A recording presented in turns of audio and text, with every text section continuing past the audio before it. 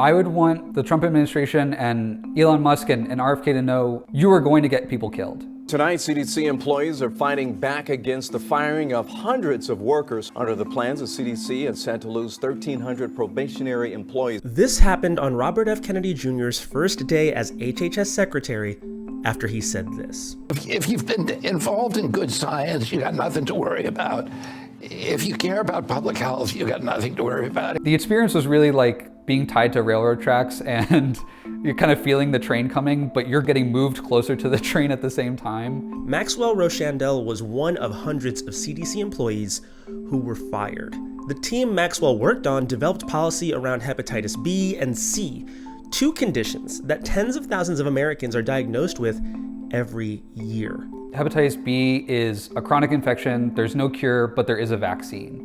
So a big thing that the government and CDC has done is say, hey, everyone needs to be tested at least once in their life. And a big effort is to give birth dose vaccines for people. And hepatitis C disproportionately impacts people in prison. In New Mexico, more than 4 in 10 inmates were infected with hepatitis C, and many states don't adequately test for the disease until it's too late. People in prisons and jails especially, if we don't help them, no one is going to help them. If CDC's work stops, these people are essentially left to die.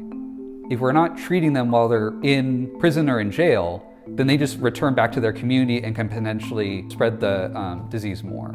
There is a miracle cure for hepatitis C, but it's prohibitively expensive. The biggest obstacle is the cost of the drug. If the federal government buys drugs on behalf of state and localities, on behalf of prisons and jails, they are the most effective negotiator. The division of viral hepatitis is just one part of the CDC that's being impacted by the uncertainty. 2 weeks after the firings, the CDC reinstated more than 180 employees, including outbreak responders. It would be hard to pick a part of the CDC that I didn't think was critically important. I would think of public health institutions in the United States as they already were very underfunded. They already were very understaffed. So any cut at all goes from barely treading water to like, we have to cut critical programs. And they might not be finished. The administration is trying to further slash public health jobs, offering more than 80,000 employees at HHS a voluntary buyout. All of this coming as Trump and RFK say they want to make America healthy again.